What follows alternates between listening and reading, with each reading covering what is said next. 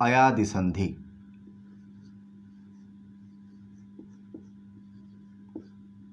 अयादि संधि। अयादि संधि का क्या नियम है, क्या उदाहरण है और कैसे पहचानेंगे इसे, आइए हम समझते हैं विस्तार से। जब भी यदि ए अथवा ए के बाद, यदि ए या ए के बाद या ओ या औ के बाद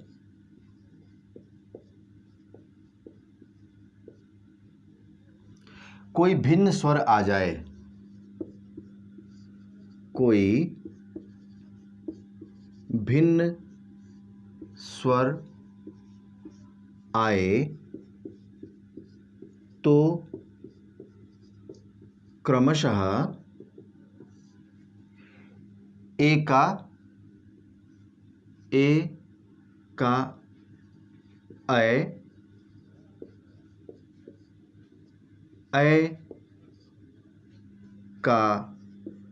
आय और ओ का औ तथा औ का आव हो जाता है।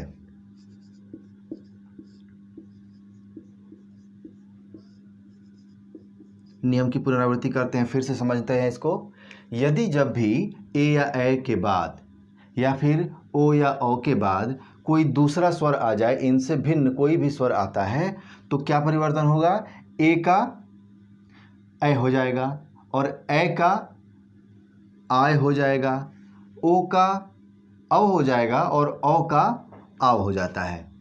ये था नियम। अब इसके उदाहरण से हम इसको पहचानेंगे ताकि बेहतर तरीके से हम इसको समझ पाएं।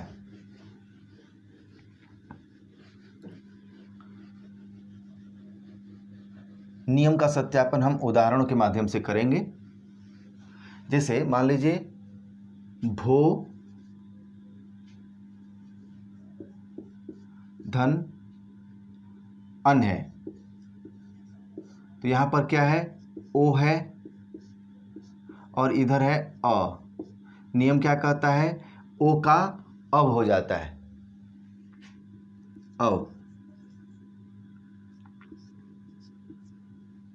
ठीक है, तो यहां पर बच जाएगा भो का भ, इधर हमने ओ ले लिया था, बच जाएगा भ, स्वरहीन भ, और इधर न।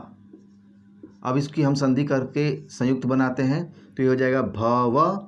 चूंकि भ को अ का स्वर मिलेगा, हो जाएगा भ, इधर बच जाता है व और इधर बचता है न, तो बन गया भवन। इसी प्रकार से दूसरे उदाहरण से समझते हैं इसको। जैसे ने धन अन, यहाँ पर क्या है? ने का ए और इधर का है अ। क्या नियम कहता है? ए के बाद अगर कोई अन्य स्वर आ जाता है, भिन्न स्वर आता है, तो ए का अय हो जाता है और इधर क्या बच रहा था? न। ए का स्वर हमने ले लिया था, तो न हलंत के साथ हो जाएगा स्वर निकलते ही। अब इधर बचता है न, तो ये बन जाएगा संयुक्त अक्षर न, य और न, नयन। तो यहाँ पर हमने देखा कि ए के बाद अ आता है, ए के बाद कोई भिन्न स्वर आ जाता है, ए का अय हो गया, ओ का औ हो गया। ठीक है, दूसरे उदाहरणों से इसको और अच्छे से समझते हैं।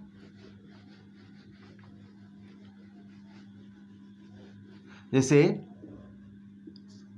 नए धन अक, ठीक है, यहाँ पर है ए और यहाँ है अ, भिन्न स्वर है इसके बाद, तो ए का आय होता है, हमने देखा था नियम में, ए का आय। ठीक है, और इधर बच गया न। ठीक है, इधर क्या बचता है? क। अब इसको जोड़ते हैं, संयुक्त बनाते हैं। तो न को अ का स्वर मिल जाएगा तो न हो जाएगा, आ है तो ना हो जाएगा ना, और इधर य और इधर क, बन गया नायक। इसी प्रकार से गायक के लिए भी गय धन अक बन जाएगा गायक। ठीक है, अगले उदाहरण से समझते हैं इसको। जैसे हमने यहां पर देखा था कि भो धन अन भवन बनता है, तो यहां पर चूंकि ओ का स्वर हमने जोड़ा था, अब औ के उदाहरण को देखते हैं कि औ के बाद आव कैसे बनता है। आव तो देख लिया, आव देखते हैं।